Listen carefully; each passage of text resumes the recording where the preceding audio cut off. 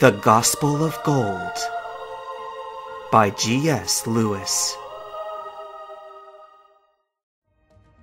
In the meantime, the question remained, how should he go about doing this?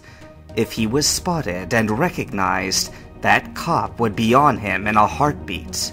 For a moment, he considered dashing headlong through the onlookers and tagging Amphi before anyone could react. But the ridiculousness of the thought nearly made him laugh aloud. He was representing something greater than himself. There had to be a more dignified approach. Perhaps there would be a small procession in which the mourners lined up for one final, close look at their lighthouse mascot?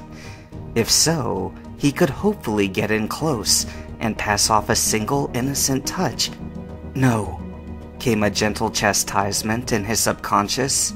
This is not a deed to be secretly done, like that of a thief in the night. The two frog Pokemon and humans bent down, setting Amphi's makeshift coffin on the ground. There was no lid atop the box, allowing everyone to see the dead Ampharos lying inside. It had passed less than 30 minutes prior, and the vibrantly bright coloration of its coat made it hard to think that the life had truly gone from the creature. To the unobservant eye, Amphi might have been merely sleeping.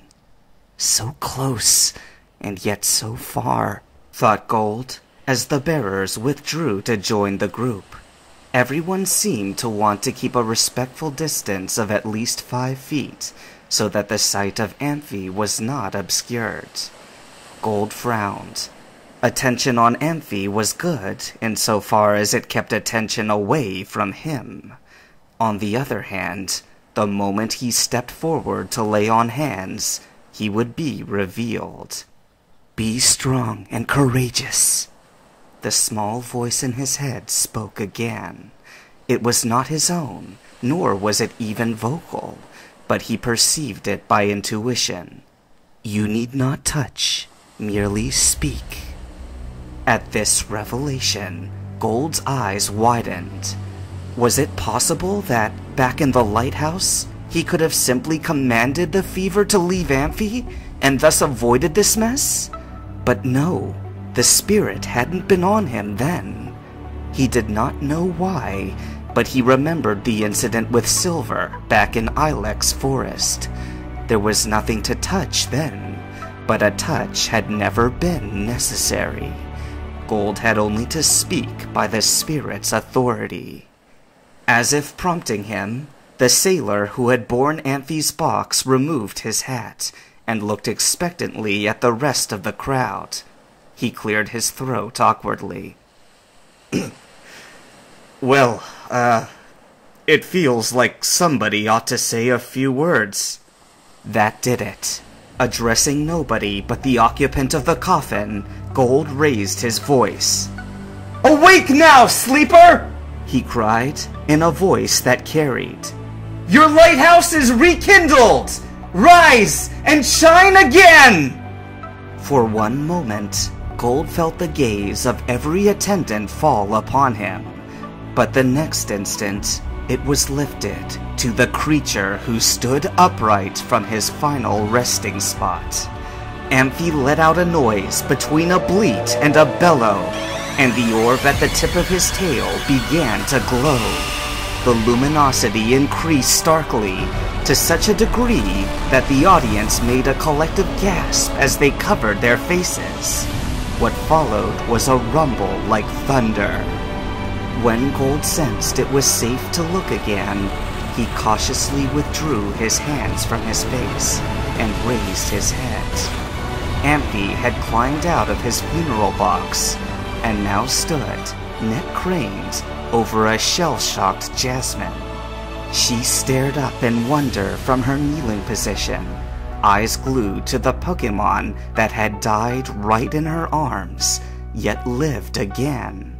She stretched out her fingers, lifting a hand slowly toward his muzzle. Amphi? A sudden bang drew Gold's attention, and he looked distracted at the Pokemon Center rear door. Will had emerged.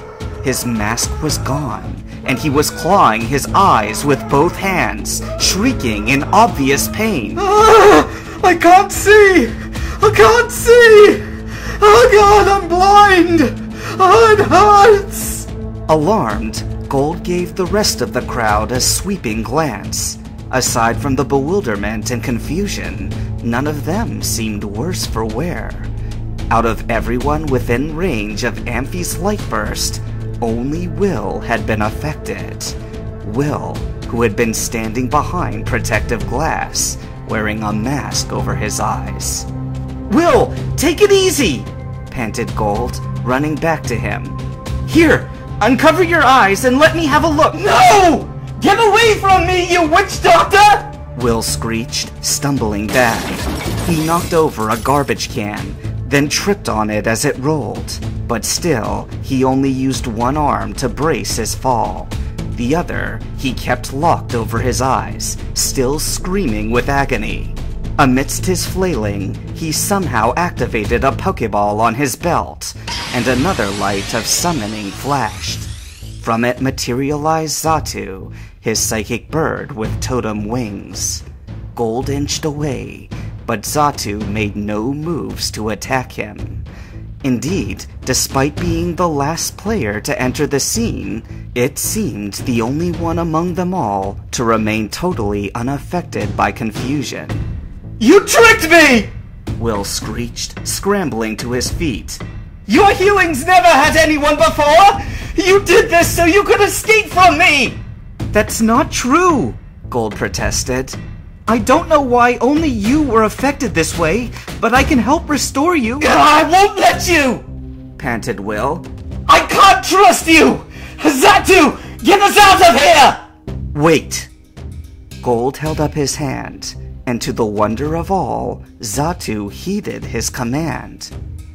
It is your choice, Will, he said grimly. Unless you let me heal you now, you'll remain blind.